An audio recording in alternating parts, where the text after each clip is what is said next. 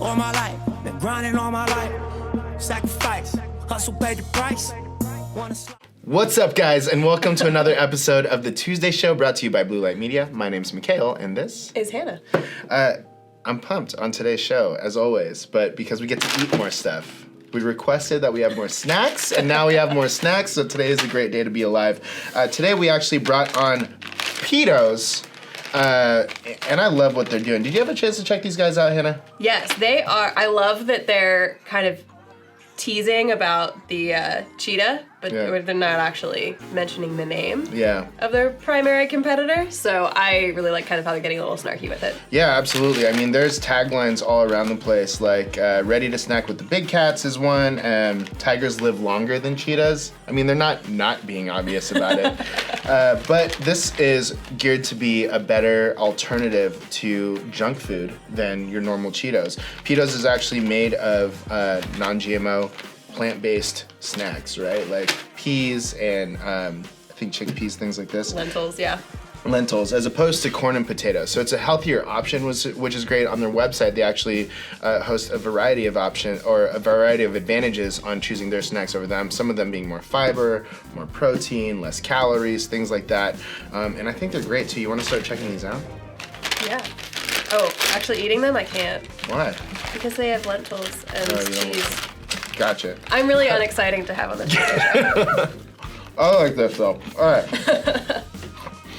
So one of the things that they point out too is that there's no synthetic colors and no artificial flavors, and this is a big deal, especially we've noticed with millennial moms, because they're really becoming more conscious about the types of snacks that they're giving their kids. So this really tackles a bunch of different pain points, and tastes better than Cheetos. I actually personally don't like any sort of powdered cheese, like Cheesy Poofs or Cheetos are not my favorite, but this is great. I'm sorry you can't try them. It's okay. They smell amazing. I can appreciate it. Overall, what do you think of their brand and what they're doing on their site and on their Instagram?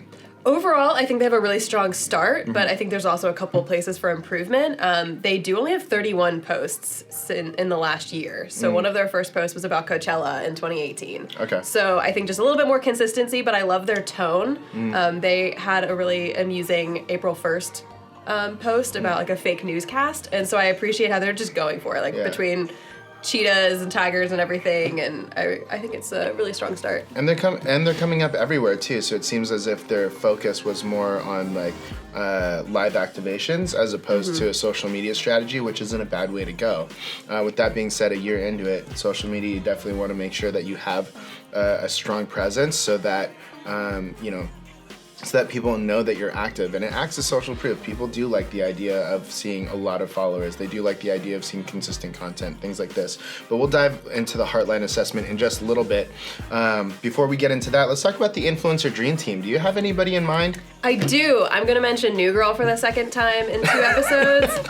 I think that the guys in the loft would really appreciate this brand. Schmidt would like that it's a little bit more natural. Nick would like the snackability element of it. Winston would just eat it because everyone else is eating it. And then Jess would probably end up eating some as well. What's your favorite TV show? New Girl. What makes you think that? I also thought that Ninja, the Twitch star, would be somebody great to do an influencer campaign with. Obviously, his audience is going to skew most likely young males and females who are looking for a quick snack like this, especially something that feels, tastes, and looks like Cheetos. And another one would be Rick and Morty. I don't know. Honestly, this screams of munchy food, and I don't want to say one thing about a certain demographic or another, but I feel as if it's just the perfect bunch of people to be doing something, perfect audience to be showcasing a product like this. But let's get on to the Heartline rating. Let's see here. First question: Do they clearly state who they are in their bio? They do. I really like how they share exactly what they are, but then also kind of shares their tagline of better than junk. So it shares, it's Peatos are a revolutionary crunchy puff snack that tastes, crunches, and satisfies better than junk. And again, that's kind of alluding to Cheetos without actually saying it. Yeah. And it definitely it kind of encompasses who the brand is. It's crazy that they have something on their site where it does say you know, Peatos versus Cheetos, but everywhere else they're just like alluding to it. I'm curious as to like what the how they can say something like that, especially because they're not a huge brand yet, even though we're seeing them everywhere. I mean, Coca-Cola and Pepsi had these battles, Burger King, McDonald's had these battles. Verizon, like T-Mobile. Yeah, that guy's such a traitor. Anyways, question number 2, Instagram story highlights. Yes, they are used well. It's consistent. They have different things for different events. They have Vans Pool Party, Coachella, X-Games. We were amused by some of the stories from the X-Games highlight.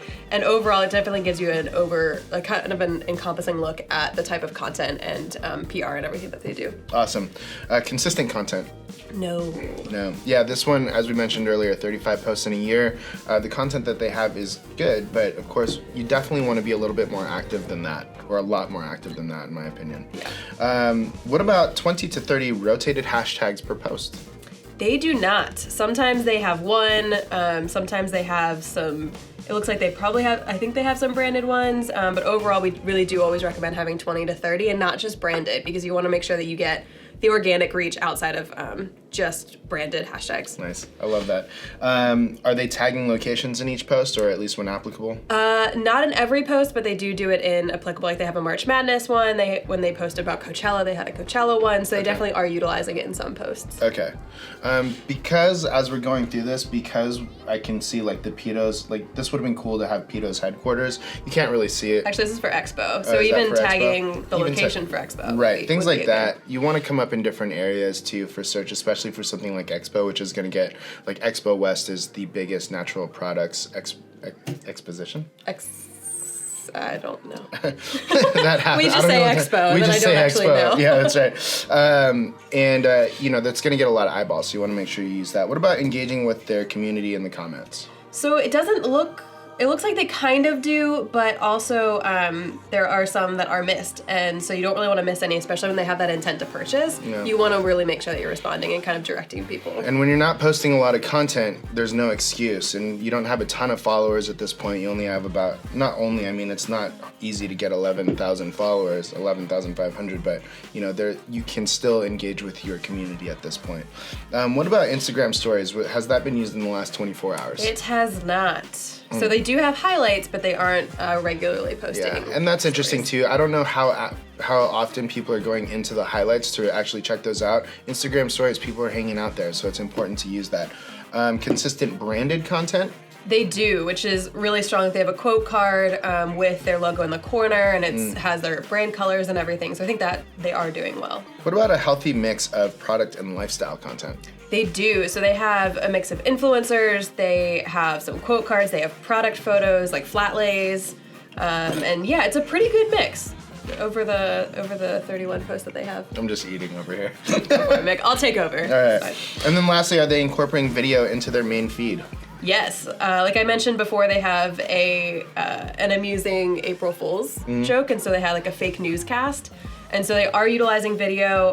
They have an influencer video reposted, and so maybe a little bit more frequently of having kind of some boomerangs or GIFs of products moving across a shot or something like that. Absolutely. I mean, overall, look, they're obviously making an impact. This brand has been popping up almost everywhere we look, and it looks like they've been focusing on live activations at the X Games, at Coachella, things like this. So they are making an effort to get the name out there, and I personally believe that that's super important. However, definitely don't neglect your social media. I wouldn't say that this is neglected by any means, but it's clearly not a priority, and it definitely should be a priority. It's the best way to engage with people on a one-on-one basis, especially at these live activations where you're not really able to talk to somebody. You're primarily just like handing things out is what we've noticed, right? So you want to make sure that you have this aspect of your brand and your marketing figured out.